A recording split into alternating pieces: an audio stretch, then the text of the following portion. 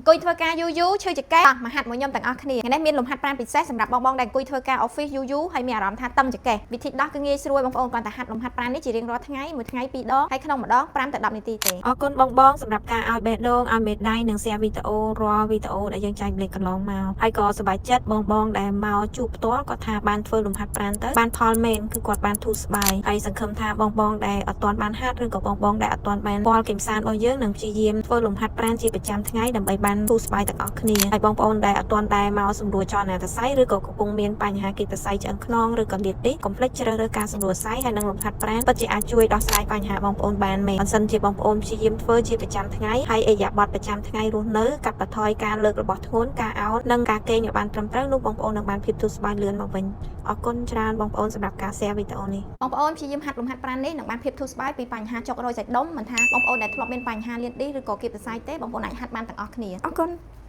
សួស្តីបងប្អូនសូមណែនាំក្តារតម្រង់ឆ្អឹងខ្នងជួយពលាឆ្អឹងខ្នងពីគីមសានរបស់យើងដែលមានច្រើនពណ៌ច្រើនម៉ូដសម្រាប់បងប្អូនជ្រើសរើសដែលអាចជួយកាត់បន្ថយបញ្ហាលាតឌីឈឺឆ្អឹងខ្នងដែលបងប្អូនអាចយកទៅហាត់ជារៀងរាល់ថ្ងៃមិនថាក្មេងមិនថាចាស់អាចហាត់បានជារៀងរាល់ថ្ងៃតម្លៃត្រឹមតែ$12ទេបងប្អូនរស់រាន់ឡើងអរគុណ